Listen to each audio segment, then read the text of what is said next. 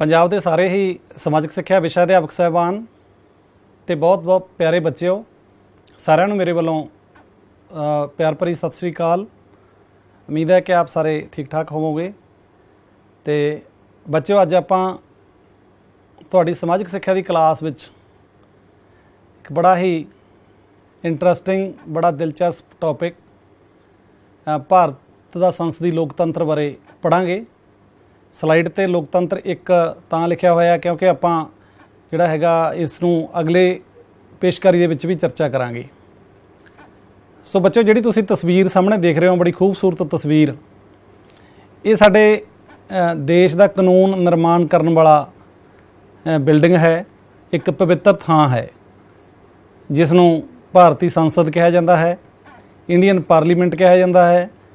ਬੱਚਿਓ, ਜਿਵੇਂ ਕਿ ਤੁਹਾਨੂੰ ਪਤਾ ਹੀ ਹੈ, ਭਾਰਤ ਲੰਬਾ ਸਮਾਂ ਗੁਲਾਮ ਰਿਹਾ ਅਤੇ ਉਸ ਤੋਂ ਬਾਅਦ ਆਜ਼ਾਦ ਹੋਣ ਤੋਂ ਬਾਅਦ ਭਾਰਤ ਨੇ ਆਪਣੇ ਦੇਸ਼ ਦਾ ਵਿਧੀ ਵਿਧਾਨ ਕਾਨੂੰਨ ਤਿਆਰ ਕੀਤਾ।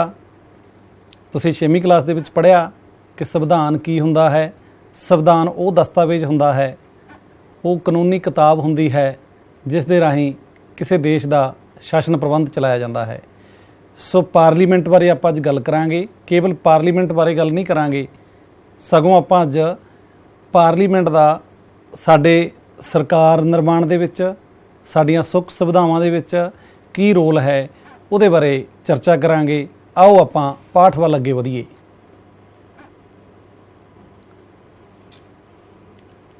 ਸੋ ਬੱਚਿਓ, ਸਭ ਤੋਂ ਪਹਿਲਾਂ ਅਸੀਂ ਗੱਲ ਕਰਦੇ ਹਾਂ ਕਿ ਰਾਜ ਪ੍ਰਬੰਧ ਕਰਨ ਵਾਲੀ ਜੋ ਏਜੰਸੀ ਹੈ ਸਾਡੀ, ਉਸ ਨੂੰ ਸਰਕਾਰ ਕਿਹਾ ਜਾਂਦਾ ਹੈ। ਅਤੇ ਪਿਆਰੇ ਬੱਚਿਓ, ਸਰਕਾਰ ਦੇ ਅੱਗੇ 3 ਅੰਗ ਨੇ। ਉਹਦੇ ਵਿੱਚ ਪਹਿਲਾ ਕਾਰਜਪਾਲਿਕਾ, ਵਿਧਾਨਪਾਲਿਕਾ, ਨਿਆਂਪਾਲਿਕਾ, ਅਤੇ ਚੌਥਾ ਬੱਚਿਓ, ਅੱਜ ਕੱਲ੍ਹ ਤੁਹਾਨੂੰ ਪਤਾ ਹੈ ਕਿ ਮੀਡੀਆ ਦਾ ਬਹੁਤ ਵੱਡਾ ਰੋਲ ਹੈ। ਮੀਡੀਆ 2 ਤਰ੍ਹਾਂ ਦਾ ਹੈ, ਪ੍ਰਿੰਟ ਮੀਡੀਆ, ਇਲੈਕਟ੍ਰੋਨਿਕ ਮੀਡੀਆ। ਪਲ ਪਲ ਦੀ ਖਬਰ ਸਾਡੇ ਤੱਕ ਪਹੁੰਚਦੀ ਰਹਿੰਦੀ ਹੈ। ਸੋ ਉਹ ਵੀ ਅਸੀਂ ਸਰਕਾਰ ਦਾ ਅੰਗ ਆ ਜਿਹੜਾ ਦੇ ਤੌਰ 'ਤੇ ਵਿਚਾਰਿਆ ਜਾਂਦਾ ਹੈ। ਸੋ ਹੁਣ ਆਪਾਂ ਅੱਗੇ ਇਹਨੂੰ 1 ਬਾਈ 1 ਥੋੜ੍ਹਾ ਜਿਹਾ ਡਿਸਕਸ ਕਰ ਲਈਏ। ਜਿਵੇਂ ਕਿ ਸਾਡੇ ਦੇਸ਼ ਵਿੱਚ ਸੰਸਦੀ ਸਰਕਾਰ ਆਜ਼ਾਦੀ ਤੋਂ ਬਾਅਦ ਬਣਾਉਣ ਲਈ ਜਾਂ ਸੰਸਦੀ ਸ਼ਾਸਨ ਪ੍ਰਣਾਲੀ ਅਸੀਂ ਧਾਰਨ ਕੀਤੀ ਦੇਸ਼ ਨੇ, ਤਾਂ ਸਭ ਤੋਂ ਪਹਿਲਾਂ ਅਸੀਂ ਜੇ ਵਿਧਾਨਪਾਲਿਕਾ ਦੀ ਗੱਲ ਕਰੀਏ, ਵਿਧਾਨਪਾਲਿਕਾ ਕਾਨੂੰਨਾਂ ਦਾ ਨਿਰਮਾਣ ਕਰਦੀ ਹੈ। ਇੱਥੋਂ ਜਿਹੜੇ ਲੋਕਾਂ ਦੇ ਚੁਣੇ ਹੋਏ ਪ੍ਰਤੀਨਿਧ ਨੇ, ਲੋਕ ਵੋਟਾਂ ਪਾ ਕੇ ਚੁਣਦੇ ਨੇ, ਉਹ ਲੋਕ ਇੱਥੇ ਆ ਕੇ ਬੈਠਦੇ ਨੇ, ਰਾਏ ਮਸ਼ਵਰਾ ਕਰਦੇ ਨੇ। ਲੋਕਾਂ ਦਾ ਜੀਵਨ ਸੁਖਾਲਾ ਕਿਵੇਂ ਹੋਵੇ, ਉਹਨਾਂ ਨੂੰ ਸਹੂਲਤਾਂ ਹੋਰ ਵਧੀਆ ਤਰੀਕੇ ਨਾਲ ਕਿਵੇਂ ਮਿਲਣ, ਇਹਦੇ ਬਾਰੇ ਵਿਧਾਨਪਾਲਿਕਾ ਦਾ ਬਹੁਤ ਵੱਡਾ ਰੋਲ ਹੈ। ਸੋ ਬੱਚਿਓ, ਵਿਧਾਨਪਾਲਿਕਾ ਜਿਹੜੀ ਹੈਗੀ ਆ ਆਪਣੀ ਬਿਲਕੁਲ ਸਰਵਉੱਚ ਹੈ ਸਾਰਿਆਂ ਨਾਲੋਂ। ਸਾਰੇ ਕਾਨੂੰਨ, ਸਾਰੇ ਆਦੇਸ਼ ਵਿਧਾਨਪਾਲਿਕਾ ਦੇ ਵਿੱਚੋਂ ਨਿਕਲਦੇ ਨੇ। ਅਤੇ ਵਿਧਾਨਪਾਲਿਕਾ ਦੇ ਵਿੱਚੋਂ ਕਾਨੂੰਨ ਬਣਾਉਣ ਦਾ ਭਾਵ ਇਹ ਹੈ ਕਿ ਅਸੀਂ ਆਪਣੇ ਕਾਨੂੰਨ ਆਪ ਬਣਾਉਂਦੇ ਹਾਂ। ਬੱਚਿਓ, ਜਿਵੇਂ ਕਿ ਤੁਹਾਨੂੰ ਪਤਾ ਹੀ ਹੈ ਕਿ ਆਪਾਂ ਆਪਣੇ ਨੁਮਾਇੰਦੇ ਚੁਣਦੇ ਹਾਂ, ਆਪਣੇ ਪ੍ਰਤੀਨਿਧ ਚੁਣ ਕੇ ਵਿਧਾਨ ਸਭਾ ਦੇ ਵਿੱਚ ਭੇਜਦੇ ਹਾਂ, ਅਤੇ ਸਾਰਾ ਗਰੁੱਪ ਆਫ ਪੀਪਲ, ਇਹਨੂੰ ਅਸੀਂ ਵਿਧਾਨਪਾਲਿਕਾ ਕਹਿੰਦੇ ਹਾਂ। ਸੋ ਬੱਚਿਓ, ਅੱਗੇ ਗੱਲ ਕਰੀਏ ਕਾਰਜਪਾਲਿਕਾ। ਕਾਰਜਪਾਲਿਕਾ 2 ਤਰ੍ਹਾਂ ਦੀ ਹੁੰਦੀ ਹੈ। ਜਦੋਂ ਤੁਸੀਂ ਵੱਡੀਆਂ ਕਲਾਸਾਂ ਵਿੱਚ ਜਾਓਗੇ, ਗ੍ਰੈਜੂਏਸ਼ਨ ਦੇ ਵਿੱਚ, ਪੋਸਟ ਗ੍ਰੈਜੂਏਸ਼ਨ ਦੇ ਵਿੱਚ ਪੜ੍ਹੋਗੇ ਅੱਗੇ ਜਾ ਕੇ, ਪਰ ਤੁਹਾਡੇ ਪਾਠਕ੍ਰਮ ਅਨੁਸਾਰ, ਤੁਹਾਡੀ ਕਲਾਸ ਦੇ ਪੱਧਰ ਅਨੁਸਾਰ ਜੇ ਅਸੀਂ ਗੱਲ ਕਰੀਏ ਤਾਂ ਕਾਰਜਪਾਲਿਕਾ 2 ਪ੍ਰਕਾਰ ਦੀ ਹੁੰਦੀ ਹੈ ਬੱਚਿਓ। ਇੱਕ ਹੁੰਦੀ ਆ ਅਸਲੀ ਕਾਰਜਪਾਲਿਕਾ, ਇੱਕ ਹੁੰਦੀ ਆ ਆਪਣੇ ਕੋਲੇ ਜਾਂ ਪਰਮਾਨੈਂਟ ਐਗਜ਼ੀਕਿਊਟਿਵ, ਅਤੇ ਜੇ ਇੱਕ ਸਾਡੇ ਕੋਲੇ ਹੈਗੀ ਆ ਟੈਂਪਰੇਰੀ, ਭਾਵ ਜਿਹੜੀ ਹੈਗੀ ਆ ਸਥਾਈ ਕਾਰਜਪਾਲਿਕਾ ਅਤੇ ਅਸਥਾਈ ਕਾਰਜਪਾਲਿਕਾ।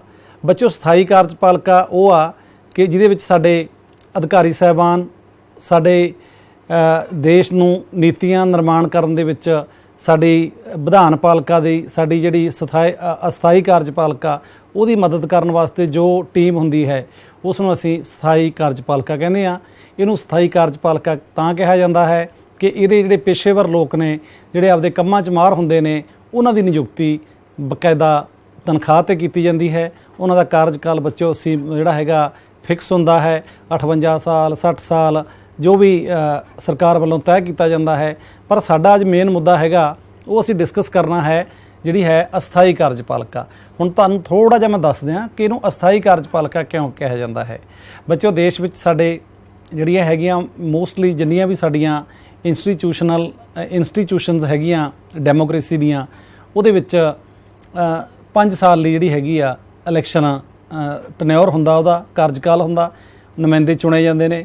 ਜੇਕਰ ਉਹ ਵਧੀਆ ਕੰਮ ਕਰਦੇ ਨੇ, ਲੋਕ ਉਹਨਾਂ ਦੀਆਂ ਨੀਤੀਆਂ ਤੋਂ, ਲੋਕਾਂ ਦੇ ਕੰਮਾਂ ਤੋਂ ਬੱਚੇ ਖੁਸ਼ ਨੇ, ਉਸ ਪਾਰਟੀ ਤੋਂ, ਉਸ ਪ੍ਰਤੀਨਿਧ ਤੋਂ, ਤਾਂ ਉਹ ਦੁਬਾਰੇ ਚੁਣਿਆ ਜਾਂਦਾ ਹੈ। ਤੇ ਜੇਕਰ ਉਹ ਨਹੀਂ ਤਾਂ ਉਹਨਾਂ ਦੀ ਥਾਂ ਤੇ ਰਿਪਲੇਸ ਹੋ ਕੇ ਹੋਰ ਲੋਕ ਆ ਜਾਂਦੇ ਹਨ। ਇਸ ਕਰਕੇ ਇਸ ਨੂੰ ਅਸਥਾਈ ਕਾਰਜਪਾਲਿਕਾ ਕਿਹਾ ਜਾਂਦਾ ਹੈ।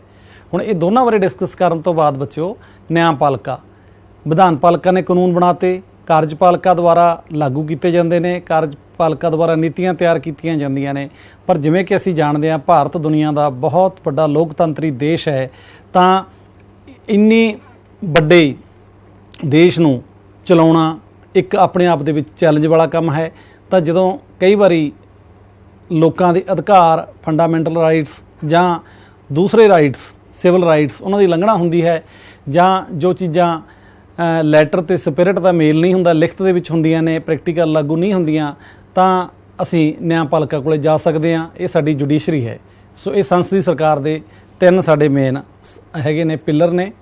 ਸੋ ਬੇਟਾ, ਇਹ ਆਪਾਂ ਗੱਲ ਕਰੀਏ ਅੱਗੇ ਕਾਨਸਟੀਟਿਊਸ਼ਨ ਆਫ ਇੰਡੀਆ, ਜਿਹਦੇ ਬਾਰੇ ਮੈਂ ਤੁਹਾਡੇ ਨਾਲ ਜਿਹੜੀ ਥੋੜ੍ਹੀ ਜਿਹੀ ਚਰਚਾ ਕਰ ਚੁੱਕਿਆ ਕਿ 26 ਜਨਵਰੀ 1950 ਨੂੰ ਸਾਡੇ ਦੇਸ਼ ਦਾ ਸੰਵਿਧਾਨ ਲਾਗੂ ਹੋਇਆ, ਜਿਹੜੀ ਸਾਡੇ ਦੇਸ਼ ਦੀ ਸਾਰੀ ਵਿਰਾਸਤੀ ਸੱਭਿਆਚਾਰਕ ਉਹਦੇ ਅਕੋਰਡਿੰਗ ਇੱਕ ਜਿਹੜਾ ਡਾਕੂਮੈਂਟ ਤਿਆਰ ਕੀਤਾ ਗਿਆ। ਤਾਂ ਇਹਦੀ ਜਿਹੜੀ ਕਮੇਟੀ ਸੀ, ਇਹਦੇ ਚੇਅਰਮੈਨ ਸਨ ਪੰਡਿਤ ਜਵਾਹਰ ਲਾਲ ਨਹਿਰੂ ਜੀ, ਤੇ ਜਿਹੜਾ ਇਹਦੇ ਵਿੱਚ ਇਹਨਾਂ ਨੂੰ ਡਰਾਫਟ ਕਮੇਟੀ ਸੀ, ਉਹਦੇ ਚੇਅਰਮੈਨ ਸਨ BR ਅੰਬੇਦਕਰ ਜੀ। ਸੋ ਕਾਨਸਟੀਟਿਊਸ਼ਨ ਦੇ ਮੁਤਾਬਕ ਸਾਡੇ ਦੇਸ਼ ਦਾ ਸ਼ਾਸਨ ਆ ਜਿਹੜਾ ਉਹ ਚਲਾਇਆ ਜਾਂਦਾ ਹੈ। ਸੋ ਬੱਚਿਓ, ਹੁਣ ਅਸੀਂ ਅੱਗੇ ਗੱਲ ਕਰੀਏ ਕਾਰਜਪਾਲਿਕਾ ਤੇ ਵਿਧਾਨ ਪਾਲਿਕਾ ਦੇ ਸਬੰਧਾਂ ਦੇ ਆਧਾਰ ਤੇ ਲੋਕਤੰਤਰੀ ਸਰਕਾਰ ਦੀਆਂ ਕਿਸਮਾਂ। ਸੋ ਬੱਚਿਓ, 2 ਤਰ੍ਹਾਂ ਦੀ ਸਰਕਾਰ ਪਾਈ ਜਾਂਦੀ ਹੈ। ਪਹਿਲੀ ਹੈਗੀ ਆ ਸੰਸਦੀ ਸਰਕਾਰ ਜਾਂ ਸੰਸਦੀ ਸ਼ਾਸਨ ਪ੍ਰਣਾਲੀ, ਦੂਸਰੀ ਹੈਗੀ ਆ ਪ੍ਰਧਾਨਗੀ ਸ਼ਾਸਨ ਪ੍ਰਣਾਲੀ। ਸੋ ਬੱਚਿਓ, ਤੁਹਾਨੂੰ ਮੈਂ ਦੱਸ ਦਿਆਂ ਕਿ ਜਿਹੜੀ ਸੰਸਦੀ ਸ਼ਾਸਨ ਪ੍ਰਣਾਲੀ ਆ, ਉਹ ਇੰਗਲੈਂਡ ਦੇ ਤੋਂ ਅਸੀਂ ਲਿਆ ਹੈ, ਬਰਤਾਨੀਆ ਤੋਂ ਲਿਆ ਹੈ। ਤੇ ਜਿਹੜਾ ਪ੍ਰਧਾਨਗੀ ਸ਼ਾਸਨ ਪ੍ਰਣਾਲੀ ਆ, ਉਹ ਅਮਰੀਕਾ ਦੇ ਵਿੱਚ ਪਾਈ ਜਾਂਦੀ ਹੈ, USA ਦੇ ਵਿੱਚ ਪਾਈ ਜਾਂਦੀ ਹੈ। ਤਾਂ ਇਹ ਜਿਹੜੀ ਆਪਣੇ ਕੋਲੇ ਜਿਹੜੀ ਆਪਾਂ ਅੱਜ ਡਿਸਕਸ ਕਰਨੀ ਹੈ ਮੇਨ, ਇਹ ਸੰਸਦੀ ਸ਼ਾਸਨ ਪ੍ਰਣਾਲੀ ਦੀ ਹੀ ਕਰਾਂਗੇ। ਸੋ ਆਪਣੇ ਆਪ ਨੂੰ ਆਪਾਂ ਸੰਸਦੀ ਸ਼ਾਸਨ ਪ੍ਰਣਾਲੀ 'ਤੇ ਫੋਕਸ ਰੱਖੀਏ। ਇੱਕ ਬੜੇ ਵੱਡੇ ਰਾਜਨੀਤਿਕ ਵਿਦਵਾਨ ਹੋਏ ਨੇ ਗਾਰਨਰ ਜੀ। ਇਹਨਾਂ ਦੇ ਅਨੁਸਾਰ ਇੱਕ ਬੜੀ ਲੋਕਪ੍ਰਿਯ ਇਹਨਾਂ ਦੀ ਪਰਿਭਾਸ਼ਾ ਹੈ, ਸੰਸਦੀ ਸਰਕਾਰ ਉਹ ਸ਼ਾਸਨ ਪ੍ਰਣਾਲੀ ਹੈ ਜਿਸ ਵਿੱਚ ਅਸਲੀ ਕਾਰਜਪਾਲਿਕਾ ਭਾਵ ਮੰਤਰੀ ਮੰਡਲ, ਵਿਧਾਨ ਪਾਲਿਕਾ ਭਾਵ ਚੁਣੇ ਹੋਏ ਪ੍ਰਤੀਨਿਧਾਂ ਅੱਗੇ ਉੱਤਰਦਾਈ ਹੁੰਦਾ ਹੈ, ਤੇ ਰਾਜ ਦਾ ਮੁਖੀ ਬੱਚਿਓ ਨਾ ਮਾਤਰ ਕਾਰਜਪਾਲਿਕਾ ਹੁੰਦਾ ਹੈ। ਭਾਵ ਜਿਹੜੀਆਂ ਸ਼ਕਤੀਆਂ ਨੇ ਉਹ ਚੁਣੇ ਹੋਏ, ਜਿਹੜੀ ਸਾਡੀ ਵਿਧਾਨ ਪਾਲਿਕਾ ਦੇ ਵਿੱਚੋਂ ਕਾਰਜਪਾਲਿਕਾ ਬਣਦੀ ਹੈ, ਉਹਨਾਂ ਕੋਲ ਹੁੰਦੀ ਹੈ। ਸੋ ਇਹਨੂੰ ਥੋੜ੍ਹਾ ਜਿਹਾ ਅੱਗੇ ਮੈਂ ਤੁਹਾਨੂੰ ਹੋਰ ਐਕਸਪਲੇਨ ਕਰਦਿਆਂ, ਇਹਦੀ ਵਿਆਖਿਆ ਕਰਦਿਆਂ ਕਿ ਜਿਹੜੇ ਸਾਡੇ ਵਿਧਾਨ ਪਾਲਿਕਾ ਦੇ ਵਿੱਚੋਂ ਜਿਹੜੀ ਸੱਤਾਧਾਰੀ ਪਾਰਟੀ ਹੁੰਦੀ ਆ, ਉਹਦੇ ਮੰਤਰੀ ਮੰਡਲ ਬਣਦੇ ਨੇ। ਤਾਂ ਉਹਦੇ ਵਿੱਚ ਬੱਚਿਓ ਇੱਕ ਵਿਰੋਧੀ ਧਿਰ ਵੀ ਹੁੰਦੀ ਹੈ, ਜਾਂ ਰਾਜ ਕਰਦੀ ਪਾਰਟੀ ਦਾ ਵੀ ਨੁਮਾਇੰਦਾ ਜੋ ਕਾਰਜਪਾਲਿਕਾ ਦੇ ਵਿੱਚ ਸ਼ਾਮਲ ਨਹੀਂ ਹੁੰਦਾ। ਉਹਨਾਂ ਅੱਗੇ, ਸਾਰਿਆਂ ਅੱਗੇ ਜਿਹੜਾ ਸਾਡਾ ਮੰਤਰੀ ਮੰਡਲ ਆ, ਸਾਡੀ ਕਾਰਜਪਾਲਿਕਾ, ਉਹ ਜਵਾਬਦੇਹ ਹੁੰਦੀ ਆ ਹਰ ਇੱਕ ਕੰਮ ਲਈ। ਸੋ ਬੱਚਿਓ, ਅਸੀਂ ਦੇਖਦੇ ਹਾਂ ਕਿ ਸਾਡੇ ਦੇਸ਼ ਦੇ ਵਿੱਚ ਸੰਸਦੀ ਸ਼ਾਸਨ ਪ੍ਰਣਾਲੀ ਮੁਤਾਬਕ ਦੇਸ਼ ਦਾ ਮੁਖੀਆ ਜਿਹੜਾ ਹੈ ਉਹ ਨਾ ਮਾਤਰ ਕਾਰਜਪਾਲਿਕਾ ਹੁੰਦਾ ਹੈ। ਜਿਵੇਂ ਸਾਡੇ ਰਾਸ਼ਟਰਪਤੀ ਜੀ ਨਾ ਮਾਤਰ ਕਾਰਜਪਾਲਿਕਾ ਦੇ ਤੌਰ ਤੇ ਕੰਮ ਕਰਦੇ ਨੇ। ਉਸ ਤੋਂ ਬਾਅਦ ਇਹਦੀ ਅਗਲੀ ਵਿਸ਼ੇਸ਼ਤਾ ਸਪਸ਼ਟ ਬਹੁਮਤ। ਸੋ ਬਹੁਮਤ ਤੁਹਾਨੂੰ ਤੁਹਾਡੇ ਜਿਹੜਾ ਹੈਗਾ ਪੇਪਰ ਦੇ ਵਿੱਚ ਵੀ ਆਉਂਦਾ ਹੈ, ਸਪਸ਼ਟ ਬਹੁਮਤ। ਤਾਂ ਉਹਦੇ ਵਿੱਚ ਬੱਚਿਓ ਇਹ ਆ ਕਿ ਲੋਕਤੰਤਰ ਜਿਹੜਾ ਹੈਗਾ ਬਹੁਮਤ ਦਾ ਸ਼ਾਸਨ ਹੁੰਦਾ ਹੈ। ਜੇ ਸਪੋਜ਼ ਕਰ ਲਓ ਸਾਡੇ ਹਾਊਸ ਦੇ ਕਿਸੇ ਦੇ 100 ਮੈਂਬਰ ਨੇ ਕਿਸੇ ਵੀ ਇੰਸਟੀਟਿਊਸ਼ਨ ਦੇ ਚੁਣੇ ਹੋਏ, ਤਾਂ ਉਹਦੇ ਵਿੱਚ ਰਾਜ ਕਰਨ ਵਾਸਤੇ ਉਹਨਾਂ ਨੂੰ 51 ਜਿਹੜੇ ਨੁਮਾਇੰਦੇ ਨੇ ਜਿਹੜੇ ਇੱਕ ਪਾਸੇ ਹੋਣਗੇ, ਜਾਂ ਇੱਕ ਪਾਰਟੀ ਦੇ ਜਾਂ ਬਹੁਤੀਆਂ ਪਾਰਟੀਆਂ ਦੇ ਰਲ ਕੇ ਇੱਕ ਉਹ ਸਰਬ ਸਾਂਝੀ ਆਪਦੀ ਸੋਚ ਬਣਾ ਕੇ, ਤਾਂ ਉਹਨਾਂ ਨੂੰ ਸਪਸ਼ਟ ਬਹੁਮਤ ਅਸੀਂ ਕਹਿੰਦੇ ਹਾਂ। ਉਸ ਤੋਂ ਬਾਅਦ ਬੱਚਿਓ ਅਗਲੀ ਜਿਹੜੀ ਗੱਲ ਹੈ ਸਮੂਹਿਕ ਜ਼ਿੰਮੇਵਾਰੀ। ਸਮੂਹਿਕ ਜ਼ਿੰਮੇਵਾਰੀ ਦਾ ਜਿਹੜਾ ਕਨਸੈਪਟ ਹੈ ਇਹ ਹੈ ਕਿ ਸਰਕਾਰ ਕੋਈ ਵੀ ਕੰਮ ਕਰਦੀ ਹੈ ਤਾਂ ਉਸ ਨੂੰ ਉਹ ਜਵਾਬਦੇਹ ਜਿਹੜੀ ਹੈਗੀ ਆ ਹੁੰਦੀ ਹੈ, ਤਾਂ ਉਹ ਇਹ ਨਹੀਂ ਵੀ ਇੱਕ ਮੰਤਰੀ ਨੇ ਗਲਤੀ ਕੀਤੀ ਤਾਂ ਉਹਦੇ ਲਈ ਕਿਸੇ ਇੱਕ ਮੰਤਰੀ ਦੀ ਜਿਹੜੀ ਹੈਗੀ ਹੈ ਜ਼ਿੰਮੇਵਾਰੀ ਨਹੀਂ, ਸਾਰਿਆਂ ਦੀ ਜਿਹੜੀ ਹੈਗੀ ਹੈ ਜ਼ਿੰਮੇਵਾਰੀ ਤੈਅ ਹੁੰਦੀ ਹੈ। ਸੋ ਬੱਚਿਓ, ਅਗਲੀ ਗੱਲ ਬਹੁਤ ਇੰਪੋਰਟੈਂਟ ਆ। ਮੰਤਰੀਆਂ ਦਾ ਵਿਧਾਨ ਪਾਲਿਕਾ ਜਾਂ ਸੰਸਦ ਦਾ ਮੈਂਬਰ ਹੋਣਾ ਲਾਜ਼ਮੀ ਹੈ। ਜਿਵੇਂ ਕਿ ਅਸੀਂ ਜਾਣਦੇ ਹਾਂ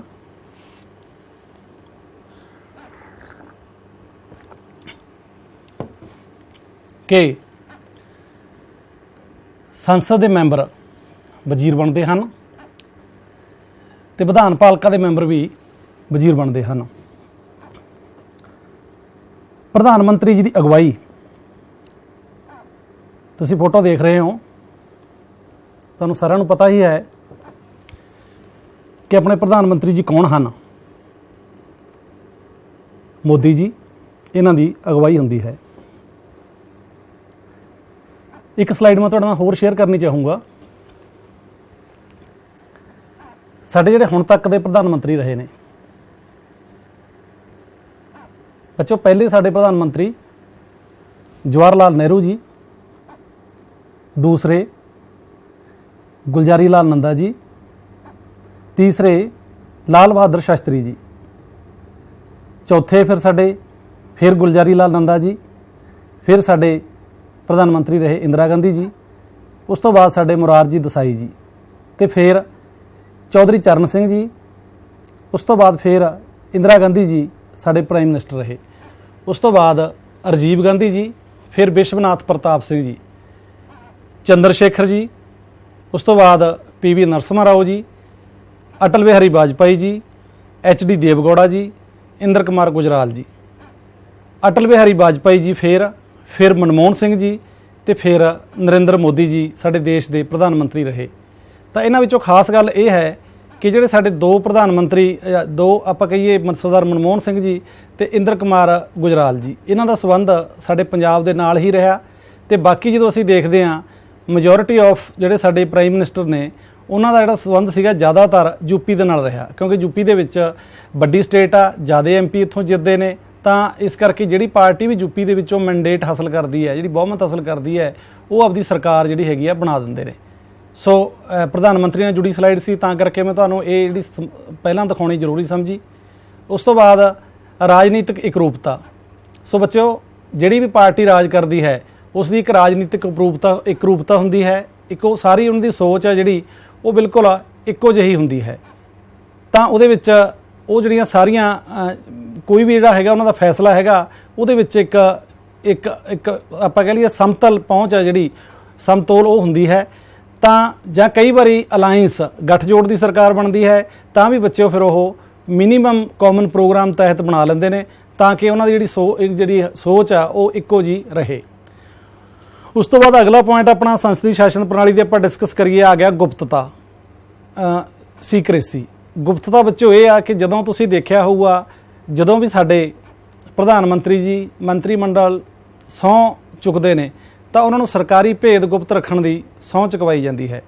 ਤਾਂ ਉਹਦੇ ਵਿੱਚ ਉਹ ਸਰਕਾਰੀ ਭੇਦ ਆ ਜਿਹੜੇ ਭਾਵ ਸਾਡੇ ਦੇਸ਼ ਦੀ ਏਕਤਾ, ਅਖੰਡਤਾ, ਕੁਝ ਅਜਿਹੀਆਂ ਚੀਜ਼ਾਂ ਜਿਹੜੀਆਂ ਸਾਡੀਆਂ ਏਕਤਾ ਅਖੰਡਤਾ ਨਾਲ ਜੁੜੀਆਂ ਹੋਈਆਂ ਨੇ, ਉਹ ਗੋਪਨੀਯਤਾ ਜਿਹੜੀ ਹੈਗੀ ਆ ਉਹ ਬਣਾ ਕੇ ਰੱਖਦੇ ਨੇ। ਸੋ ਸਭ ਤੋਂ ਇੱਕ ਹੋਰ ਜ਼ਰੂਰੀ ਜਿਹੜਾ ਹੈਗਾ ਅਗਲਾ ਸਾਡੀ ਵਿਸ਼ੇਸ਼ਤਾ ਹੈਗੀ ਆ, ਰਾਜਾਂ ਵਿੱਚ ਵੀ ਸੰਸਦੀ ਸ਼ਾਸਨ ਪ੍ਰਣਾਲੀ ਹੈ। ਬੱਚੋ, ਜਿਵੇਂ ਸਾਡੇ ਦੇਸ਼ ਦੇ ਵਿੱਚ ਸਾਡੇ ਪ੍ਰਧਾਨ ਮੰਤਰੀ ਜੀ ਨੇ, ਰਾਸ਼ਟਰਪਤੀ ਜੀ ਨੇ, ਬਿਲਕੁਲ ਉਸੇ ਤਰ੍ਹਾਂ ਸਾਡੇ ਰਾਜਾਂ ਦੇ ਵਿੱਚ ਵੀ ਸੰਸਦੀ ਸ਼ਾਸਨ ਪ੍ਰਣਾਲੀ ਬਣਾਈ ਗਈ ਹੈ। ਭਾਵ ਰਾਜ ਦਾ ਜਿਹੜਾ ਮੁੱਖ ਮੰਤਰੀ ਹੈ ਉਹ ਆਪਾਂ ਸਮਝ ਲਈਏ ਕਿ ਪ੍ਰਧਾਨ ਮੰਤਰੀ ਦੀ ਤਰ੍ਹਾਂ, ਤੇ ਜਿਹੜੇ ਸਾਡੇ ਰਾਜ ਦੇ ਰਾਜਪਾਲ ਨੇ ਉਹ ਸਾਡੇ ਜਿਹੜੇ ਹੈਗੇ ਨੇ ਰਾਸ਼ਟਰਪਤੀ ਜੀ ਤਰ੍ਹਾਂ ਆਪਣਾ ਰੋਲ ਆ ਜਿਹੜਾ ਆਪਣੀ ਭੂਮਿਕਾ ਨਿਭਾਉਂਦੇ ਨੇ। ਸੋ ਜਿਵੇਂ ਪੰਜਾਬ ਦੇ ਵਿੱਚ ਆਪਾਂ ਗੱਲ ਕਰੀਏ ਰਾਜਪਾਲ ਜੀ ਨੇ ਜਾਂ ਮੁੱਖ ਮੰਤਰੀ ਜੀ ਨੇ, ਤਾਂ ਉਹ ਤੁਸੀਂ ਬਿਲਕੁਲ ਉਹਨਾਂ ਦੀ ਜਿਹੜੀ ਹੈਗੀ ਆ ਤੁਲਨਾ ਕਰ ਸਕਦੇ ਹੋ। ਰਾਜਨੀਤਿਕ ਦਲਾਂ ਵਿੱਚ ਆਪਸੀ ਸਹਿਣਸ਼ੀਲਤਾ, ਇਹ ਪੁਆਇੰਟ ਵੀ ਬੱਚੋ ਕਾਫੀ ਜਿਹੜਾ ਹੈਗਾ ਸਮਝਣ ਵਾਲਾ, ਕਿਉਂਕਿ ਜਦੋਂ ਪਾਰਲੀਮੈਂਟ ਦੇ ਵਿੱਚ ਜਾ ਕੇ ਸੰਸਦ ਮੈਂਬਰ ਬੈਠਦੇ ਨੇ, ਇੱਕ ਪਾਰਟੀ ਰਾਜ ਕਰਦੀ ਹੁੰਦੀ ਆ, ਦੂਸਰੀ ਪਾਰਟੀ ਵਿਰੋਧੀ ਬੈਂਚਾਂ 'ਤੇ ਹੁੰਦੀ ਆ, ਜਾਂ ਰਾਜ ਕਰਦੀ ਪਾਰਟੀ ਨੂੰ ਟ੍ਰੈਜਰੀ ਬੈਂਚਸ ਵੀ ਕਿਹਾ ਜਾਂਦਾ ਹੈ। ਤਾਂ ਉੱਥੇ ਬੜੀਆਂ ਬੱਚੋ ਤਿੱਖੀਆਂ ਬੜੀਆਂ ਜਿਹੜੀਆਂ ਹੈਗੀਆਂ ਨੇ ਵਿਚਾਰਾਂ ਹੁੰਦੀਆਂ ਨੇ, ਤਾਂ ਉਹਦੇ ਵਿੱਚ ਉਹਨਾਂ ਦੀ ਆਪਸ ਦੇ ਵਿੱਚ ਅੰਦਰ ਬੜੀ ਨੋਕ ਝੋਕ ਵੀ ਹੁੰਦੀ ਆ। ਸਾਰੀ ਇਹਨਾਂ ਦੀ ਬਹਿਸ ਇੰਨੀ ਕਟਾਕਸ਼ ਤੋਂ ਬਾਅਦ ਵੀ ਉਹਨਾਂ ਦੇ ਵਿੱਚ ਇੱਕ ਆਪਸੀ ਸਹਿਣਸ਼ੀਲਤਾ ਜਿਹੜੀ ਉਹ ਬਣੀ ਹੋਈ ਹੁੰਦੀ ਹੈ। ਤਾਂ ਰਾਜਨੀਤਿਕ ਦਲਾਂ ਦੀ ਸਹਿਣਸ਼ੀਲਤਾ ਬੜੀ ਕਮਾਲ ਦੀ ਹੁੰਦੀ ਆ। ਉਹ ਬਾਹਰ ਮਿਲਦੇ ਵੀ ਨੇ, ਆਪਦੀਆਂ ਇਕੱਠੀਆਂ ਬੈਠਕਾਂ ਵੀ ਕਰਦੇ ਨੇ, ਪਰ ਲੋਕ ਹਿੱਤਾਂ ਤੇ ਲੋਕ ਮੁੱਦਿਆਂ ਤੇ ਜਿਹੜੀ ਪਾਰਟੀ ਦੀ ਕੋਈ ਵੱਖਰੀ ਸੋਚ ਆ ਉਹਦੇ ਬਾਰੇ ਉਹ ਇੱਕ ਦੂਜੇ ਨਾਲ ਪੂਰਾ ਬਹਿਸ ਕਰਦੇ ਨੇ। ਹੁਣ ਆਪਾਂ ਜੇ ਅਗਲੀ ਗੱਲ ਕਰੀਏ, ਇਹਦੇ ਵਿੱਚ ਜਦੋਂ ਅਸੀਂ ਸੰਸਦੀ ਸ਼ਾਸਨ ਪ੍ਰਣਾਲੀ ਦੀਆਂ ਮੈਰਿਟਸ ਡੀਮੈਰਿਟਸ ਦੇਖਦੇ ਹਾਂ ਤਾਂ ਉਹਦੇ ਵਿੱਚ ਪ੍ਰਧਾਨ ਮੰਤਰੀ ਜੀ ਦੀ ਮਜ਼ਬੂਤ ਸਥਿਤੀ ਸਾਹਮਣੇ ਆਉਂਦੀ ਹੈ ਉੱਭਰ ਕੇ, ਕਿਉਂਕਿ ਉਹ ਕੈਬਨਿਟ ਦੀਆਂ ਮੀਟਿੰਗਾਂ ਦੀ ਪ੍ਰਧਾਨਗੀ ਕਰਦੇ ਨੇ ਤੇ ਰਾਜ ਕਰਦੀ ਪਾਰਟੀ ਦਾ ਨੇਤਾ ਹੋਣ ਕਰਕੇ ਉਹਨਾਂ ਦਾ ਪਾਰਟੀ ਤੇ ਪੂਰਾ ਨਿਯੰਤਰਣ ਹੁੰਦਾ ਹੈ। ਜਿਵੇਂ ਅਸੀਂ ਦੇਖੀਏ ਹੁਣ ਸਾਡੇ ਪ੍ਰਧਾਨ ਮੰਤਰੀ ਮੋਦੀ ਜੀ ਨੇ, ਉਹਨਾਂ ਦਾ ਆਪਣੀ ਪਾਰਟੀ ਭਾਰਤੀ ਜਨਤਾ ਪਾਰਟੀ ਦੇ ਉੱਪਰ ਪੂਰਾ ਜਿਹੜਾ ਨਿਯੰਤਰਣ ਆ ਤੇ ਉਹਨਾਂ ਦੀਆਂ ਜਿਹੜੀਆਂ ਨੀਤੀਆਂ ਨੇ ਜਾਂ ਕਾਨੂੰਨ ਹੈ ਉਹ ਸਾਰਾ ਬਣਾਉਣ ਦੇ ਵਿੱਚ ਪ੍ਰਧਾਨ ਮੰਤਰੀ ਦਾ ਵੱਡਾ ਰੋਲ ਹੁੰਦਾ ਹੈ। ਤੇ ਬੱਚੋ ਕਈ ਵਾਰੀ ਇਦਾਂ ਹੀ ਪ੍ਰਤੀਤ ਹੁੰਦਾ ਕਿ ਜਿਵੇਂ ਇੱਕ ਬੰਦੇ ਦਾ ਸ਼ਾਸਨ ਹੋਵੇ, ਤਾਂ ਉਹ ਬੰਦਾ ਕੌਣ ਹੁੰਦਾ ਬੱਚਿਓ? ਸੰਸਦੀ ਸ਼ਾਸਨ ਪ੍ਰਣਾਲੀ ਦੇ ਵਿੱਚ ਉਹ ਪ੍ਰਧਾਨ ਮੰਤਰੀ ਹੁੰਦਾ। ਤੇ ਜੇਕਰ ਅਸੀਂ ਰਾਜ ਦੀ ਗੱਲ ਕਰੀਏ ਤਾਂ ਰਾਜ ਦੇ ਵਿੱਚ ਉਹ ਵਿਅਕਤੀ ਜਿਹੜਾ ਹੁੰਦਾ ਮੁੱਖ ਮੰਤਰੀ ਹੁੰਦਾ। ਸੋ ਪ੍ਰਧਾਨ ਮੰਤਰੀ ਦੀ ਕਾਫੀ ਮਜ਼ਬੂਤ ਸਥਿਤੀ ਜਾਂ ਕਹਿ ਲਈਏ ਮੇਨ ਧੁਰਾ ਹੁੰਦਾ। ਬਹੁਤ ਸਾਰੀਆਂ ਗੱਲਾਂ ਪ੍ਰਧਾਨ ਮੰਤਰੀ ਜੀ ਦੇ ਦੁਆਲੇ ਘੁੰਮਦੀਆਂ ਨੇ, ਉਹ ਜਿਹੜਾ ਹੈਗਾ ਮਜ਼ਬੂਤ ਸਥਿਤੀ ਦੇ ਵਿੱਚ ਹੁੰਦੇ ਨੇ। ਇਹ ਸਲਾਈਡ ਆਪਾਂ ਡਿਸਕਸ ਕਰ ਲਈ। ਹੁਣ ਅਸੀਂ ਗੱਲ ਕਰੀਏ ਭਾਰਤੀ ਸੰਸਦ ਦੀ, ਕੇਂਦਰੀ ਵਿਧਾਨ ਪਾਲਿਕਾ ਵੀ ਕਿਹਾ ਜਾਂਦਾ ਇਹਨੂੰ। ਇਹਦੇ ਵਿੱਚ ਬੱਚੋ 3 ਚੀਜ਼ਾਂ ਸ਼ਾਮਲ ਨੇ। ਪਹਿਲਾਂ ਲੋਕ ਸਭਾ, ਜਿਹਨੂੰ ਲੋਕਾਂ ਦਾ ਸਦਨ ਜਾਂ ਪਹਿਲਾ ਸਦਨ ਵੀ ਕਿਹਾ ਜਾਂਦਾ, ਕਿਉਂਕਿ ਲੋਕਾਂ ਦੀ ਅਗਵਾਈ ਕਰਦੇ ਨੇ, ਲੋਕਾਂ ਦੇ ਜਿਹੜੇ ਮਸਲੇ ਨੇ ਉੱਥੇ ਡਿਸਕਸ ਹੁੰਦੇ ਨੇ, ਇਸ ਕਰਕੇ ਇਸ ਨੂੰ ਲੋਕਾਂ ਦਾ ਸਦਨ ਕਿਹਾ ਜਾਂਦਾ ਹੈ। ਦੂਸਰਾ ਸਦਨ ਰਾਜਾਂ ਦਾ ਸਦਨ। ਸੋ ਇਹ ਰਾਜਾਂ ਦੀ ਅਗਵਾਈ ਕਰਦੇ ਨੇ, ਹਰੇਕ ਰਾਜ ਦੀਆਂ ਸੀਟਾਂ ਨੇ। ਤੇ ਤੀਜੀ ਬੱਚੋ ਜਿਹੜਾ ਹੈਗਾ ਰਾਸ਼ਟਰਪਤੀ ਜੀ। ਰਾਸ਼ਟਰਪਤੀ ਜੀ ਵੀ ਬਿਲਕੁਲ ਇੱਕ ਆਪਾਂ ਕਹਿ ਲਈਏ ਅਨਿੱਖੜਵਾਂ ਅੰਗ ਹਨ ਸਾਡੀ ਭਾਰਤੀ ਸੰਸਦ ਦਾ। ਇੱਕ ਵਾਰੀ ਫਿਰ ਮੈਂ ਰਿਪੀਟ ਕਰਦਾ ਬੱਚਿਓ ਕਿ ਲੋਕ ਸਭਾ ਦੇ ਮੈਂਬਰ ਆ ਜਿਹੜੇ ਉਹ ਸਿੱਧੇ ਲੋਕਾਂ ਦੁਆਰਾ ਚੁਣੇ ਜਾਂਦੇ ਨੇ। ਲੋਕਾਂ ਤੋਂ ਭਾਵ ਕਿਹਦੇ ਦੁਆਰਾ ਚੁਣੇ ਜਾਂਦੇ ਨੇ?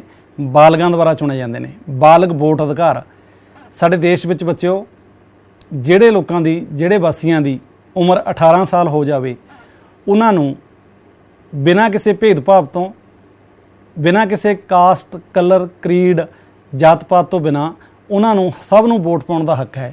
ਤੇ ਬੱਚਿਓ ਇੱਥੇ ਹੋਰ ਗੱਲ ਵੀ ਵਿਸ਼ੇਸ਼ ਤੌਰ ਤੇ ਵਰਣਨਯੋਗ ਹੈ। ਸਾਡੇ ਦੇਸ਼ ਦੀ ਖਾਸੀਅਤ ਹੈ, ਸਾਡੇ ਦੇਸ਼ ਦੀ ਇੱਕ ਖੂਬਸੂਰਤੀ ਹੈ ਸੰਸਦ ਦੀ ਸ਼ਾਸਨ ਪ੍ਰਣਾਲੀ ਦੀ, ਕਿ ਜੇਕਰ ਕੋਈ ਅਮੀਰ ਵਿਅਕਤੀ ਵੋਟ ਪਾਉਂਦਾ ਹੈ ਤਾਂ ਉਹਦੀ ਵੀ ਇੱਕ ਵੋਟ ਗਿਣੀ ਜਾਂਦੀ ਹੈ। ਜੇਕਰ ਕੋਈ ਗਰੀਬ ਵਿਅਕਤੀ ਵੋਟ ਪਾਉਂਦਾ ਹੈ ਤਾਂ ਉਸ ਦੀ ਵੀ, ਗਰੀਬ ਤੋਂ ਭਾਵ ਕੀ ਆ, ਕੋਈ ਲੋੜਵੰਦ ਜਿਹਦਾ ਆਰਥਿਕ ਪੱਧਰ ਉਨਾ ਨਹੀਂ, ਤਾਂ ਉਹਦੀ ਵੀ ਵੋਟ ਆ ਜਿਹੜੀ ਇੱਕ ਗਿਣੀ ਜਾਂਦੀ ਹੈ। ਭਾਵ ਸਾਡੇ ਦੇਸ਼ ਦੇ ਜਿਹੜੇ ਮੂਲ ਸਿਧਾਂਤ ਨੇ, ਸੁਤੰਤਰਤਾ, ਸਮਾਨਤਾ, ਸਭ ਲਈ ਅਧਿਕਾਰ, ਸਭ ਲਈ ਮੌਕੇ, ਉਹਦੇ ਵਿੱਚ ਇਹਦੀ ਜਿਹੜੀ ਗੱਲ ਹੈ ਇਹ ਝਲਕਾਰਾ ਪੈਂਦਾ ਹੈ। ਤਾਂ ਅੱਗੇ ਆਪਾਂ ਚੱਲੀਏ ਚੋਣ ਵਿਧੀ ਤੇ ਕਾਰਜਕਾਲ। ਬੱਚਿਓ ਪਹਿਲਾਂ ਆਪਾਂ ਲੋਕ ਸਭਾ ਦੀ ਗੱਲ ਕਰੀਏ। ਲੋਕ ਸਭਾ ਮੈਂਬਰਾਂ ਦੀ ਜਿਹੜੀ ਬਾਲਗ ਮਤ ਅਧਿਕਾਰ ਰਾਹੀਂ ਚੋਣ ਕੀਤੀ ਜਾਂਦੀ ਹੈ। ਬਾਲਗ ਮਤ ਅਧਿਕਾਰ ਬਾਰੇ ਵੀ ਤੁਹਾਨੂੰ ਪ੍ਰਸ਼ਨ ਵੱਖਰਾ ਆ ਸਕਦਾ ਹੈ ਕਿ ਤੁਸੀਂ ਬਾਲਗ ਮਤ ਅਧਿਕਾਰ ਤੋਂ ਕੀ ਸਮਝਦੇ ਹੋ। ਸੋ ਇਹਦਾ ਉੱਤਰ ਸਧਾਰਨ ਸ਼ਬਦਾਂ ਵਿੱਚ ਇਹੀ ਹੈ ਕਿ 18 ਸਾਲ ਤੋਂ, ਜਿਹਦੀ 18 ਸਾਲ ਉਮਰ ਹੋ ਗਈ, ਬਿਨਾਂ ਕਿਸੇ ਉਹਨਾਂ ਨੂੰ ਭੇਦਭਾਵ ਤੋਂ, ਬਿਨਾਂ ਕਿਸੇ ਜਿਹੜਾ ਹੈਗਾ ਵਿਤਕਰੇ ਤੋਂ ਸਭ ਨੂੰ ਵੋਟ ਪਾਉਣ ਦਾ ਮੌਕਾ ਹੈ। ਸਰਕਾਰ ਵੋਟਾਂ ਡਿਕਲੇਅਰ ਕਰਦੀ ਹੈ, ਬਕਾਇਦਾ ਪ੍ਰੈਜ਼ਾਈਡਿੰਗ ਅਫਸਰ ਸਾਡੇ ਚੋਣ ਅਧਿਕਾਰੀ ਆਉਂਦੇ ਨੇ, ਉਹ ਵੋਟ ਪੈਂਦੀ ਹੈ। ਇਲੈਕਟ੍ਰੋਨਿਕ ਵੋਟਿੰਗ ਮਸ਼ੀਨਾਂ ਰਾਹੀਂ ਅੱਜ ਕੱਲ੍ਹ ਵੋਟ ਪੈਂਦੀ ਹੈ, ਬਟਨ ਦਬਦੇ ਨੇ, ਬੀਪ ਦੀ ਆਵਾਜ਼ ਆਉਂਦੀ ਹੈ, ਤਾਂ ਉਹ ਆਪਣਾ ਜਿਹੜਾ ਹੈਗਾ ਆਪਣੀ ਰਾਏ ਦਰਜ ਕਰਾਉਂਦੇ ਨੇ। ਸੋ ਉਸ ਤੋਂ ਬਾਅਦ ਬੱਚਿਓ ਲੋਕ ਸਭਾ ਦਾ ਮੈਂਬਰ ਬਣਨ ਲਈ ਘੱਟੋ ਘੱਟ 25 ਸਾਲ ਉਮਰ ਹੋਣੀ ਚਾਹੀਦੀ ਹੈ ਤੇ ਉਹ ਇੰਡੀਆ ਦਾ ਸਿਟੀਜ਼ਨ ਵੀ ਹੋਣਾ ਚਾਹੀਦਾ ਹੈ, ਨਾਗਰਿਕ ਹੋਣਾ ਚਾਹੀਦਾ ਹੈ। ਤੇ ਉਸ ਤੋਂ ਬਾਅਦ ਉਹ ਬੈਂਕਰਪਟ ਨਹੀਂ ਹੋਣਾ ਚਾਹੀਦਾ, ਭਾਵ ਦਿਵਾਲੀਆ ਨਹੀਂ ਹੋਣਾ ਚਾਹੀਦਾ। ਦਿਵਾਲੀਏ ਤੋਂ ਭਾਵ ਕੀ ਹੈ ਕਿ ਉਹਨੇ ਕੋਈ ਗਬਨ, ਕੋਈ ਪੈਸਾ, ਕੋਈ ਠੱਗੀ ਠੋਰੀ ਇਸ ਤਰ੍ਹਾਂ ਦਾ ਕੋਈ ਜਿਹੜਾ ਹੈਗਾ ਉਹ 'ਤੇ ਨਾ ਹੋਵੇ। ਤੇ ਅਗਲਾ ਬੱਚਿਓ ਜਿਹੜਾ ਹੈਗਾ ਰਾਜ ਸਭਾ ਦੇ ਮੈਂਬਰ ਦੀ ਅਸੀਂ ਗੱਲ ਕਰੀਏ ਤਾਂ ਉਹਦੇ ਲਈ 30 ਸਾਲ ਦੀ ਉਮਰ ਹੋਣੀ ਜ਼ਰੂਰੀ ਹੈ। ਥੋੜ੍ਹਾ ਜਿਹਾ ਬਖਰੇਵਾਂ 5 ਸਾਲ ਦਾ, ਇਹ ਤੁਹਾਡੇ ਯਾਦ ਰੱਖਣ ਵਾਲੀ ਗੱਲ ਆ ਕਿ 25 ਤੋਂ 30 ਸਾਲ ਥੋੜ੍ਹਾ ਜਿਹਾ ਜਿਹੜਾ ਸੀਨੀਅਰ ਨੇ ਉਹ ਰਾਜ ਸਭਾ ਦੇ ਮੈਂਬਰ ਬਣਦੇ ਨੇ। ਤਾਂ ਬੱਚਿਓ ਜੇ ਅਸੀਂ ਕਾਰਜਕਾਲ ਦੀ ਗੱਲ ਕਰੀਏ ਤਾਂ ਲੋਕ ਸਭਾ ਦਾ ਕਾਰਜਕਾਲ 5 ਸਾਲ ਦਾ ਹੁੰਦਾ ਹੈ। ਜਿਵੇਂ ਹੁਣ ਮਈ 2024 ਦੇ ਵਿੱਚ ਵੋਟਾਂ ਪਈਆਂ ਨੇ ਤੇ ਉਸ ਤੋਂ ਬਾਅਦ ਮਈ 2029 ਤੱਕ ਇਹਦਾ ਸਾਡੇ ਰਾਜ ਸਭਾ ਦਾ, ਲੋਕ ਸਭਾ ਦਾ, ਮਾਫ ਕਰਨਾ, ਲੋਕ ਸਭਾ ਦਾ ਕਾਰਜਕਾਲ ਹੈ। ਸੋ ਅੱਗੇ ਆਪਾਂ ਜਾ ਕੇ ਜਿਹੜਾ ਹੈਗਾ ਲੋਕ ਸਭਾ ਤੇ ਰਾਜ ਸਭਾ ਦੇ ਵਿੱਚ ਬਖਰੇਵੇਂ ਬਾਰੇ ਵੀ थोड़ी जी गल करांगे। लोक सभा जिवें दस्सिया गया है कि इस नूं पहला जां हेठला सदन भी कहा जाता है। साडे संविधान के मुताबिक इस दे 552 मैंबर हो सकते हैं, राज्यां चों 530 मैंबर ते केंद्री शासित प्रदेशों विचों 20 ते राष्ट्रपति जी वालों एक जिहड़ी सोध की गई है हुण इस नूं एलिमीनेट कर दिता गया है कि जिहड़े लोकां नूं एंगलो इंडियन एक साडी हैगी आ जाति, जेकर साडे राष्ट्रपति जी उन्होंने समझते सन कि नुमाइंदगी नहीं मिली उन्होंने, तो उन्होंने नोमीनेट कर लिया जाता सी, उन्होंने नामजद कर लिया जाता सी। सो वर्तमान स्थिति है बच्चों जिहड़ी साडे चुने हुए नुमाइंदे 543 ने ते 524 साडे कोले चुने हुए ने राज्यां चों ते 6 जिहड़े 19 मैंबर ने ये साडे केंद्री शासित प्रदेशों चों चुने गए ने। जम्मू कश्मीर ते लद्दाख जिहड़ा हैगा ਉਹ स्टेट उन्होंने भंग करके केंद्री शासित प्रदेश का दर्जा जिहड़ा वो दे दिता गया है। अगे बच्चों जे असीं थोड़ी जी डिस्कस करिए गल ते कि सानू लोक सभा सीटां की गिणती साडे सूबे की, वैसे तो आपां समाजिक सिक्ख्या मेले स्कूलों के विच आयोजित कीते सी, तो उत्थे असीं देखिया सी कि बच्चों ने बड़ियां जिहड़ा सीगा डीपली लोक सभा बारे, राज सभा बारे जां स्टेटां बारे, साडे भारत के सूबे बारे बड़ी एक्टिविटी बेस्ड गल कीती सी। पर जे असीं गल करिए हुण लोक सभा सीटां की गिणती की, तो तुहानूं मोटे मोटे तौर पर अपने राज के अपने गवांढी राज्यों बारे लोक सभा के किन्ने मैंबर ने वो पता होना चाहिए है, जां तुहाडा अपना हलका किहड़ा है, तुहाडा स्कूल, तुहाडा पिंड किहड़े लोक सभा हलके के अंदर पैंदा है, उहदे बारे तुहानूं पूरा जानकारी होनी चाहिए है। सो बच्चों जे असीं पंजाब की गल करिए तो पंजाब दे विच 13 मैंबर चुने जाते हैं। हरियाणा साडा गवांढी राज आ, छोटा भाई आ, पंजाब दे विचों निकलिया, उहदे साडे 10 मैंबर आ जिहड़े वो चुने जाते हैं। तो राजस्थान दे विच साडे 25 मैंबर आ, थोड़ा जिहा वड्डी स्टेट आ राजस्थान, उहदे 25 मैंबर चुने जाते हैं। हिमाचल प्रदेश जिथे कि हुण विधान सभा दीयां वोटां दा पूरा दौर सिखर ते चल रहा है, सारियां पार्टियां कशमकश कर रही हैं, तो उत्थे 4 मैंबर चुने जाते हैं। तो एक यूनीयन टैरेटरी केंद्री शासित प्रदेश ते साडी राजधानी भी है बच्चों, हरियाणा की राजधानी भी आ चंडीगढ़, इत्थों भी एक मैंबर आ जिहड़ा चुनिया जाता है। जम्मू कश्मीर ते लद्दाख इत्थों 6 मैंबर चुने जाते हैं। तो उत्तर प्रदेश मैं ये वध मैंबर तुहाडे नाल तां साझे कीते ने कि तुहानूं ये भी पता होवे कि साडे देश विच सब तो वध नुमाइंदे आ जिहड़े संसद दे विच लोक सभा दे विच चुन के आउंदे ने, किहड़ी स्टेट विचों आउंदे ने। सो ये यूपी दे विचों आउंदे ने, ते इहदे विचों एक उत्तराखंड स्टेट आ जिहड़ी वो पिछे जे निकली आ, तो फिर भी स्टिल अजे यूपी है जी बहुत वड्डी स्टेट आ, इत्थों 80 मैंबर चुन के आउंदे ने।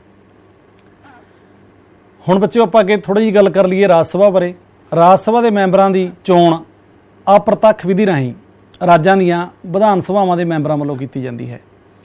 हुण जिवें असीं गल करिए, तुहानूं पता होऊगा कि साडे विधान सभा दे 117 मैंबर ने, तो उन्हां वल्लों उन्हां दी अगे जिहड़ी चोण प्रणाली आ वो वखरे तौर पर आपां किसी होर लैसन दे विच डिस्कस करांगे। उन्हां वल्लों जिहड़ा हैगा उन्हां दी चोण कीती जांदी है। अप्रत्यक्ष तां कहा इहदे विच आपां कि पहलां लोक आपदे नुमाइंदिਆਂ ਨੂੰ चुनते हैं, विधान सभा के मैंबरां ਨੂੰ, उस तो बाद फिर वो अगे जाके जिहड़ा हैगा राज सभा के मैंबरां दी चोण करते हैं।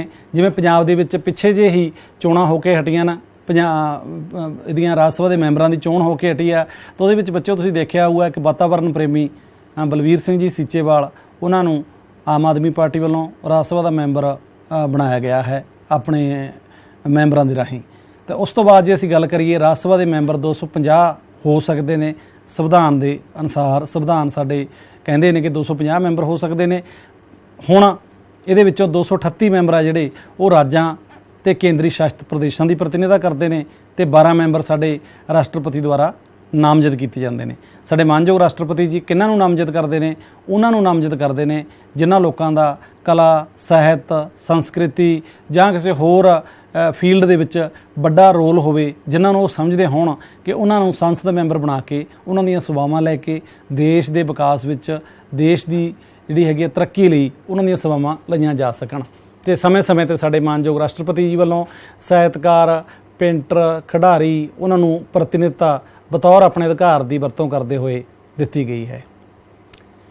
सो वर्तमान समय में राज सभा के मैंबरों की गिणती 245 है, 225 ਮੈਂਬਰ ਰਾਜਾਂ ਦੀਆਂ ਵਿਧਾਨ ਸਭਾਵਾਂ ਵਿੱਚੋਂ, 8 ਮੈਂਬਰ ਕੇਂਦਰੀ ਸ਼ਾਸਿਤ ਪ੍ਰਦੇਸ਼ਾਂ ਵਿੱਚੋਂ ਅਤੇ 12 ਮੈਂਬਰ ਰਾਸ਼ਟਰਪਤੀ ਜੀ ਵੱਲੋਂ ਨਾਮਜ਼ਦ ਕੀਤੇ ਗਏ ਹਨ।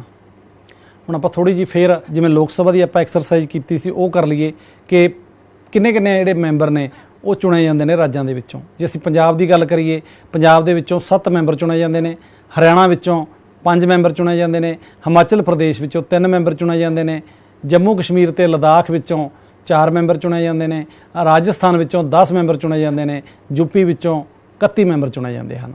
ਯੂਪੀ ਭਾਵ ਉੱਤਰ ਪ੍ਰਦੇਸ਼ ਵਿੱਚੋਂ। ਸੋ ਬੱਚਿਓ, ਇੱਕ ਚੀਜ਼ ਤੁਸੀਂ ਨੋਟ ਕੀਤੀ ਹੋਊਗੀ ਕਿ ਸਾਡੇ ਜਿਹੜੇ ਲੋਕ ਸਭਾ ਦੇ ਮੈਂਬਰ ਆ ਉਹਨਾਂ ਦੀ ਗਿਣਤੀ ਜ਼ਿਆਦਾ ਹੈ, ਭਾਵ ਜਿਹੜੇ ਲੋਕ ਸਭਾ ਦੀ ਹੈਗੀਆਂ ਸੈਗਮੈਂਟਸ ਸਾਡੀਆਂ ਏਰੀਏ ਨੇ ਵੰਡੇ ਹੋਏ ਆ ਸਾਡੇ ਚੋਣ ਕਮਿਸ਼ਨ ਵੱਲੋਂ, ਉਹਨਾਂ ਦੀ ਗਿਣਤੀ ਜ਼ਿਆਦਾ ਹੈ ਅਤੇ ਰਾਜ ਸਭਾ ਦੇ ਮੈਂਬਰਾਂ ਦੀ ਗਿਣਤੀ ਘੱਟ ਹੈ। ਇਹ ਕਈ ਵਾਰੀ ਸਾਨੂੰ ਇੱਕ ਨਿਮੋਨਿਕਸ ਦੇ ਤੌਰ ਤੇ ਇਹ ਚੀਜ਼ਾਂ ਯਾਦ ਰੱਖਣੀਆਂ ਚਾਹੀਦੀਆਂ ਨੇ। ਉਸ ਤੋਂ ਬਾਅਦ ਥੋੜ੍ਹੀ ਜਿਹੀ ਆਪਾਂ ਡਿਸਕਸ ਕਰ ਲਈਏ ਕਿ ਲੋਕ ਸਭਾ ਅਤੇ ਰਾਜ ਸਭਾ ਦੇ ਵਿੱਚ ਫਰਕ ਕੀ ਹੁੰਦਾ। ਹੁਣ ਆਪਾਂ ਹੁਣ ਤੱਕ ਚਰਚਾ ਕੀਤੀ ਆ ਕਿ ਸਾਡੇ ਸਦਨ ਨੇ ਲੋਕ ਸਭਾ ਅਤੇ ਰਾਜ ਸਭਾ, 2 ਸਦਨ ਹੋ ਗਏ। ਇੱਕ ਨੂੰ ਪਹਿਲਾ ਸਦਨ ਕਿਹਾ ਜਾਂਦਾ ਹੈ, ਲੋਕਾਂ ਦਾ ਸਦਨ ਕਿਹਾ ਜਾਂਦਾ, ਇੱਕ ਨੂੰ ਦੂਜਾ ਸਦਨ ਕਿਹਾ ਜਾਂਦਾ, ਅਤੇ ਉਹ ਰਾਜਾਂ ਦਾ ਸਦਨ ਹੈ, ਰਾਜਾਂ ਦੀ ਅਗਵਾਈ ਕਰਦਾ।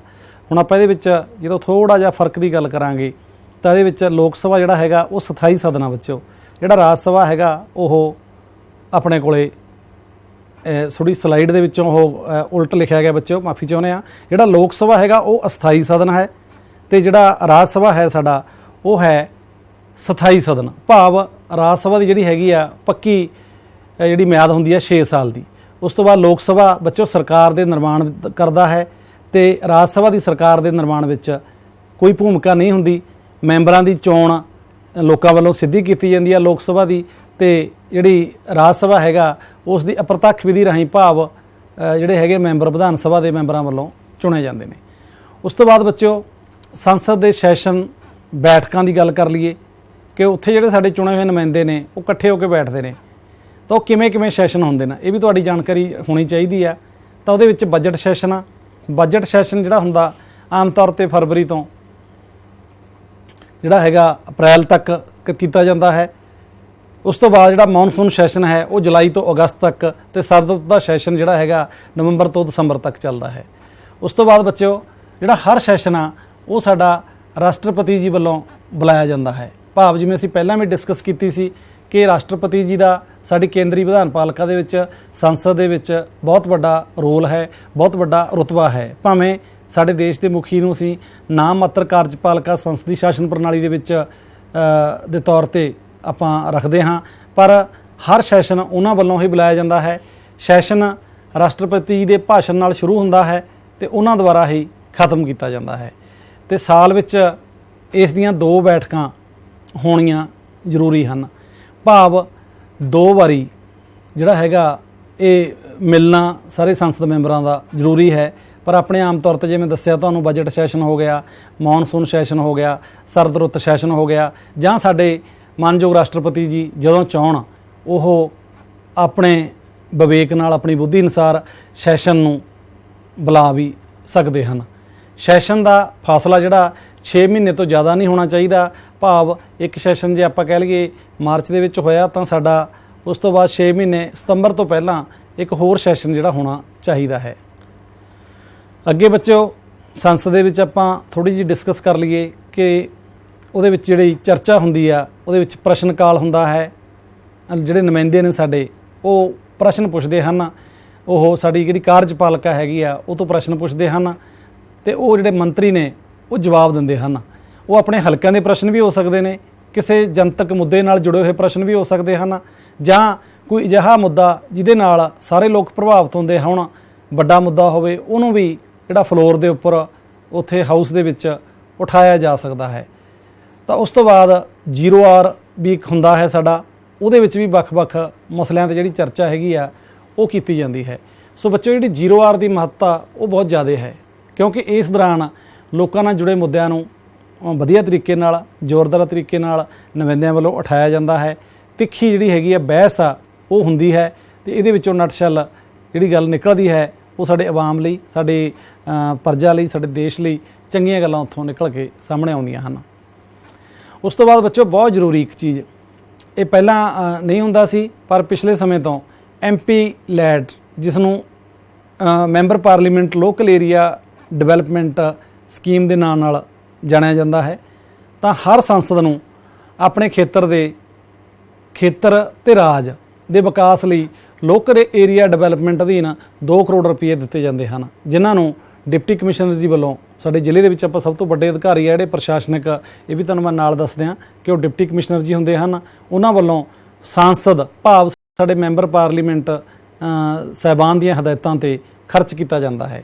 ਤਾਂ ਆਮ ਤੌਰ ਤੇ ਜਿਹੜੀ ਇਹ ਰਾਸ਼ੀ ਹੈਗੀ ਆ, ਇਸ ਨੂੰ ਸਿੱਖਿਆ ਲਈ, ਸਿਹਤ ਲਈ, ਜਿਹੜਾ ਹੈਗਾ ਯੂਥ ਦੀ ਡਿਵੈਲਪਮੈਂਟ ਲਈ, ਜਾਂ ਹੋਰ ਜਿਹੜੇ ਕੋਈ ਵਿਕਾਸ ਦੇ ਕਾਰਜ ਆ, ਅਸੀਂ ਦੇਖਦੇ ਹਾਂ ਕਈ ਵਾਰੀ ਜਿਹੜੇ ਸਾਡੇ ਲੋਕਾਂ ਦੇ ਬੈਠਣ ਲਈ ਬੈਂਚ, ਜਾਂ ਬੱਸ ਅੱਡਿਆਂ ਦੇ ਵਿੱਚ ਸ਼ੈੱਡ, ਜਾਂ ਸਕੂਲਾਂ ਦੇ ਵਿੱਚ ਕਮਰੇ, ਜਾਂ ਇਸ ਤਰ੍ਹਾਂ ਦੀਆਂ ਚੀਜ਼ਾਂ ਜਿਹੜੀਆਂ ਨਾਲ ਜਨ ਕਲਿਆਣ ਹੁੰਦਾ ਹੋਵੇ, ਉਸ 2 ਕਰੋੜ ਦੇ ਵਿੱਚੋਂ ਸਾਲਾਨਾ 2 ਕਰੋੜ ਰੁਪਈਆ ਮਿਲਦਾ ਹੈ, ਤੇ ਉਹ ਡਿਪਟੀ ਕਮਿਸ਼ਨਰ ਜੀ ਵੱਲੋਂ ਜਿਹੜਾ ਹੈਗਾ ਖਰਚ ਕੀਤਾ ਜਾਂਦਾ ਹੈ। ਪਰ ਖਰਚ ਸਾਡੇ ਮਾਨਯੋਗ ਮੈਂਬਰ ਪਾਰਲੀਮੈਂਟ ਜਿੱਥੇ ਜਿੱਥੇ ਚਾਹਣ, ਜਿੱਥੇ ਜਿੱਥੇ ਉਹ ਦੌਰਾ ਕਰਦੇ ਨੇ, ਜਿੱਥੇ ਜਿੱਥੇ ਲੋਕਾਂ ਵੱਲੋਂ ਉਹਨਾਂ ਨੂੰ ਮੰਗ ਦਿੱਤੀ ਜਾਂਦੀ ਹੈ, ਉੱਥੇ ਬੱਚੇ ਉਹ ਜਿਹੜੀ ਹੈਗੀ ਆ ਰਾਸ਼ੀ ਆ ਉਹ ਖਰਚ ਕਰ ਦਿੱਤੀ ਉਹਨਾਂ ਵੱਲੋਂ ਜਾਂਦੀ ਹੈ।